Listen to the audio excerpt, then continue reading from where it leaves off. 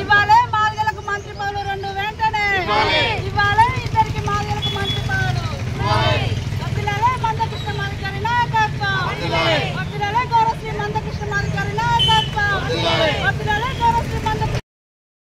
మహబూబాద్ జిల్లా సెంటర్లోని MR office దగ్గర 6 రోజుల నుండి ఎస్సీలను 4 భాగాలుగా విభజించాలని, మాదిగలకు 2 మంత్రి పదవులు ఇవ్వాలని, అదేవిధంగా రేవంత్ రెడ్డి గారు ఏదైతే ఉద్యోగాలు ప్రకటన చేసిండో ఆ ఉద్యోగాలను వెనకకు తీసుకొని ఎస్సీ వర్గీకరణ అయినాకనే ఉద్యోగాల నియామకాలు చేపట్టాలనే ప్రధాన డిమాండ్ తోటి గౌరవశ్రీ మందకృష్ణ మాదిగ గారి నాయకత్వంలో 6 రోజుల కంచి దీక్ష నిర్వహించడం జరుగుతూ ఉంది. ఇవాళ అసెంబ్లీ కొనసాగుతూ ఉంది.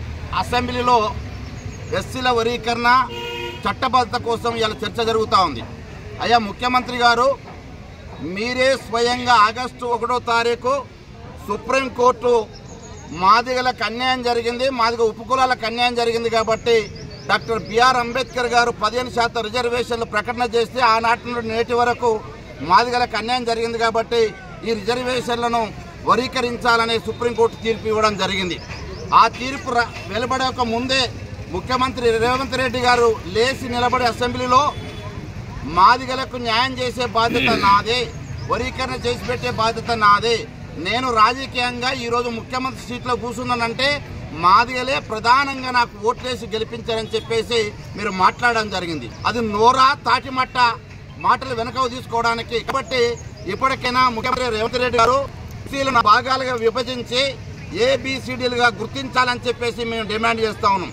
అదేవిధంగా మన రాష్ట్రంలో అత్యధికంగా కులాల కంటే మాదిగ కుల జనాభా ఎక్కువగా ఉంది కనుక మాదిగ పక్షాన మాట్లాడే ఒక్క మంత్రి కూడా లేడు కనుక 2 మంత్రులకు మంత్రి పదవి ఇవ్వాలని చెప్పేసి మేము డిమాండ్ చేస్తున్నాం.